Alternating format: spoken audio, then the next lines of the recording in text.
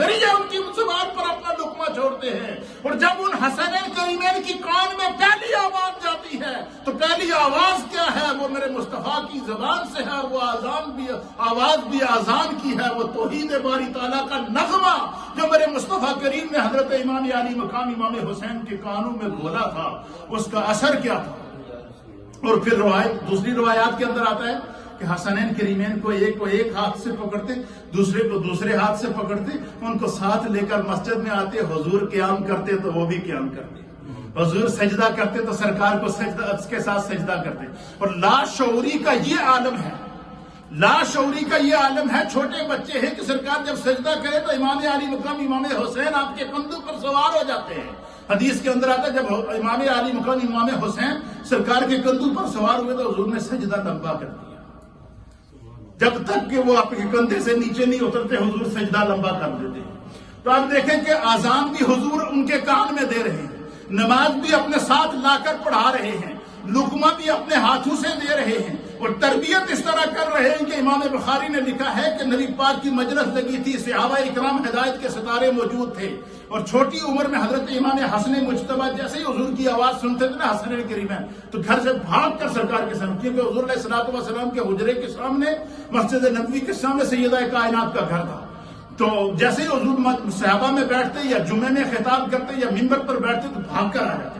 تو حضور علیہ السلام کی مجلس لگی تھی، صحابہ اکرام بیٹھے تھے، ایک صحابی رسول زکوٰۃ کی کھجوروں کا ٹوکرا لے کر آئے اور عرض کیا کہ یا رسول اللہ میرے باغ کی یہ کھجوریں ہیں، یہ ان میں سے زکوٰۃ نکلی ہے، یہ میں آپ کی بارگاہ میں لایا ہوں، اس کو غرباء میں ضرورت مندوں میں تقسیم فرما دیں۔ حضور نے فرمایا اللہ قبول کرے، اس کو رکھ دو۔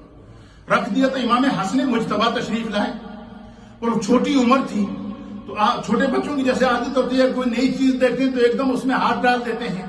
2-2.5 سال کی عمر ہے، امام حسن نے کھجور اٹھائی منہ میں ڈال دی، سرکار دو عالم صلی اللہ علیہ وسلم نے واز روک دی۔ واز روکنے کے بعد آپ نے ان کا ایک ہاتھ ان کے منہ پہ رکھا، ان کا منہ کھولا، اپنی شہادت کی انگلی ان کے منہ میں ڈال کر اس کھجور کو نکلوایا، نکلوانے کے بعد ان سے کہا تھوکو، تھوکنے کے بعد پھر حضرت امام حسن مجتبیٰ کو مخاطب کر کے کہا کہ اہل بیت کے لیے زکوٰۃ کھانا جائز نہیں۔ یہ امام حسن کو مخاطب کر کے صحابہ کے اجتماع میں۔ اب علماء نے اس حدیث کی شرح میں لکھا ہے کہ بھائی نابالغ بچے پہ تو شرعی احکام مرتب ہی نہیں ہوتے،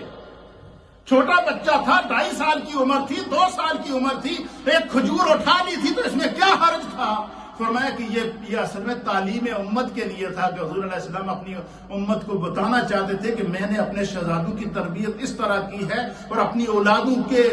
کھانے پینے پر اس طرح نظر رکھو کہ کوئی مشتبہ لقمہ بھی ان کے منہ کے اندر نہ جائے۔ پھر ایسی تربیت یافتہ اولاد جب میدان عمل کے اندر آتی ہے تو ان کا عمل بھی کمال ہوتا ہے، ان کا کردار بھی کمال ہوتا ہے، ان کی گفتار بھی کمال ہوتی ہے، اور اس کا مظاہرہ ہم نے میدان کربلا میں دیکھا۔ تلواروں کی دھاڑ چل رہی ہے، تیروں کی برسات ہو رہی ہے۔ حضرت امام علی مقام امام حسین نے دین نبی کو بچانے کے لیے 6 ماہ کے علی اصغر کو بھی قربان کر دیا۔ جب دیکھا کہ نبی کے دین کو بقا ملے گی تو آپ میرے نوجوان علی اکبر کی قربانی لگے گی، تو اس نوجوان علی اکبر کو اللہ کے راستے میں قربان کیا، جس کے بارے میں حدیث کے اندر آتا ہے کہ کان اشبہ رسول اللہ صلی اللہ تعالی علیہ وسلم، کہ امام علی اکبر کی پوزیشن یہ ہوتی تھی ان کے چہرے میں چہرہ رسول نظر آتا تھا، وہ حضور علیہ الصلوۃ والسلام کے مشابہ تھے۔ نوجوان علی اکبر کو قربان کر دیا، حضرت امام حسن مجتبیٰ کے بچوں کو قربان کر دیا۔ میدان کربلا میں 20 افراد وہ تھے جن کا تعلق خاندان رسول کے ساتھ تھا، جنہوں نے قربانی پیش کی ہے۔ اسی طریقے سے 72 افراد کربلا کے میدان میں اللہ کے دین کی بقا کے لیے قربان ہوئے، اور آخر میں جب امام علی مقام سید الشہداء حضرت امام حسن مجتبیٰ امام حسین رضی اللہ تعالیٰ عنہ نے دیکھا کہ نبی کا دین کو بقا ملے گی، قیامت تک دین زندہ ہو جائے گا، لیکن یہ دین حسین کی قربانی مانگتا ہے، تو پھر اپنے آپ کو پیش کر دیا، اپنے آپ کو قربان کر دیا، حالت سجدہ میں اپنے آپ کو اپنے رب کی بارگاہ میں پیش کیا، امام حسین تو دنیا اپنی قربانی دے گئے، 6 ماہ کے علی اصغر کی قربانی دے گئے، نوجوان علی اکبر کی قربانی دے گئے، اون اور محمد کی قربانی دے گئے، اہل بیت اطہار کے 20 افراد کی قربانی دے گئے، 72 نفوس قدسیہ کی کربلا کے میدان پر قربانی دے گئے، لیکن قیامت تک نبی کے دین کو بچا گئے۔ آج مقبوضہ کشمیر کو دیکھیں، وہاں کے مظلوموں سے پوچھیں کہ تمہیں یہ حوصلہ کس نے عطا کیا ہے کہ تم سپر پاوروں کے سامنے سینہ تان کر کھڑے ہو؟ تو وہ یہی کہیں گے کہ ہمارے سامنے اسوہ حسینی موجود ہے۔